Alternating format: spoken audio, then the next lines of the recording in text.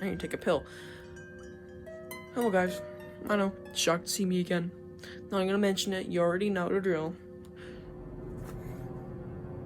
Me sad, don't want to upload videos. Anyways. I'm gonna lock my door here. Y'all know what might come in. Slappy. Anyways. Today, we are doing a book review for I Live in Your Basement. I was supposed to do this like forever ago, and finally we're doing it. So happy.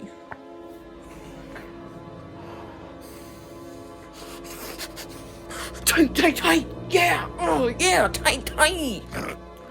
Anyways.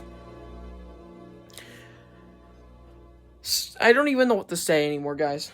I'm sorry for being gone. I am sorry. When I'm gone, it's for a reason, and I just don't want to talk about it. Okay, guys? So, I'm not even gonna try and explain. Okay, guys? Me equals sad. You get the drill. You get the drill at this point. It's happened like 20 times the past few months. Anyways, so when I don't upload, I'm just not feeling good that day, or that week, or that year, or that millennium, or that... You get that. Luxy Tarno. Anyways. We're going to do a review for I Live in Your Basement. And I'm pretty excited for this one, because I have quite a few things to say about this book. Not all of them are really positive. I think you all kind of figured out if you've read this book. You are a part of the vast majority that do not like this book very much. So, without further ado, let's get into it. So for starters, let's read the back. Don't do this! Watch out for that! Margot's mom thinks the whole world is in a danger zone. She won't even let Margot play softball. But Marco, okay, it's Marco, sorry guys. But Marco just wants to have fun. So he sneaks off to a game. And then, when it happens. And that's when it happens. Jesus Christ, guys. He gets hit in the head with a baseball bat. Now things are getting really fuzzy, really scary. Because when Marco gets home, he gets the strangest call. From someone who says he lives in Marco's basement. He's got the basement blues. That's what it says in the back. I'm so creative. Reader beware. You're in for a scare. Do not miss the next book in the series, Monster Blood 4. The Roman numeral for 4. So, pretty interesting.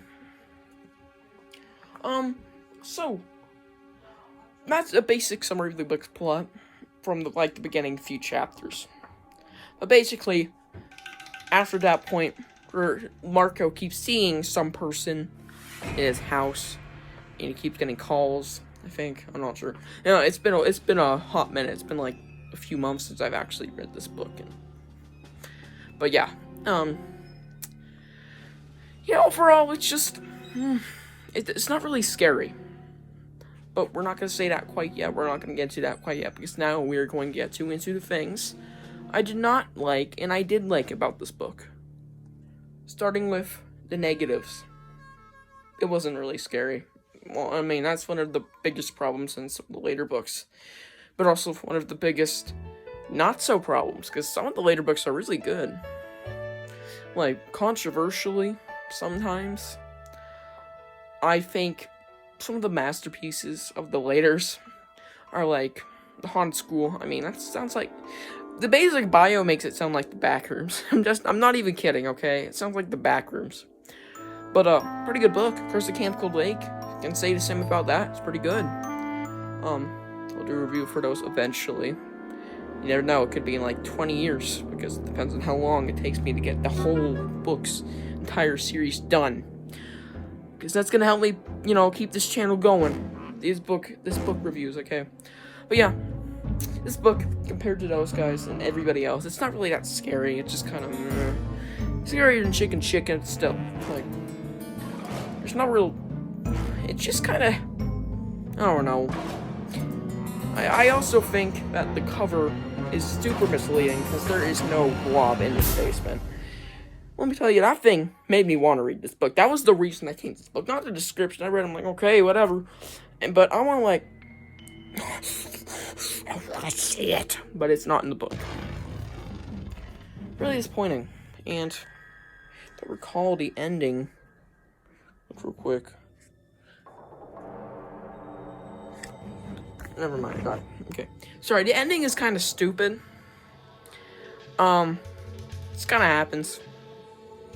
I don't really like it.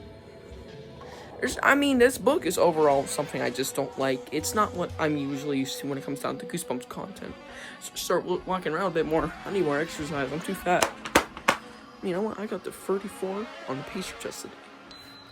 So yeah, you can kind of get where I'm going with that. How I'm fat. Anyways, basically, it's just kind of a mediocre Goosebump book. It's not really goosebumpy, and it just doesn't scare me. And now for the positives. Tim Jacobus, you never disappoint. No matter what it is, you never disappoint. Even Chicken looks good. Not that I like the book. Not that I think the cover's really anything great. It's just good. It looks amazing. Okay, so that's a highlight. Also, good writing. I don't think any of the Goosebumps books have bad writing.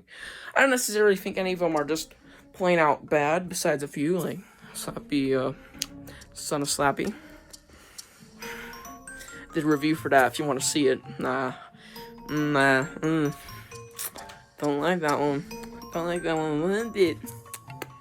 Anyways, yeah, I don't really like that book. But I don't think the writing is necessarily bad. It's okay. And I do think there were some moments where the book was actually kind of enjoyable. Because I made it out this book to be just overall completely boring. Because it's not bad, but it's still boring. But overall it's boring, but still there's some moments in there that are like, it's not too bad. Okay. And then it goes boring. So yeah, you get the point, guys. Kind of boring. Just kinda. But mostly. I'd say 85% of this book is just kind of boring. So that's basically my opinion on the book. It's just pretty boring. Overall. Mostly. 85% of it. And now for the ranking, whatever. We're going to rate this book out of 10.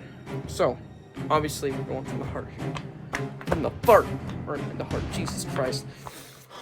Hey, yo. What the fuck? Hey, yo. Stop moaning. Anyways.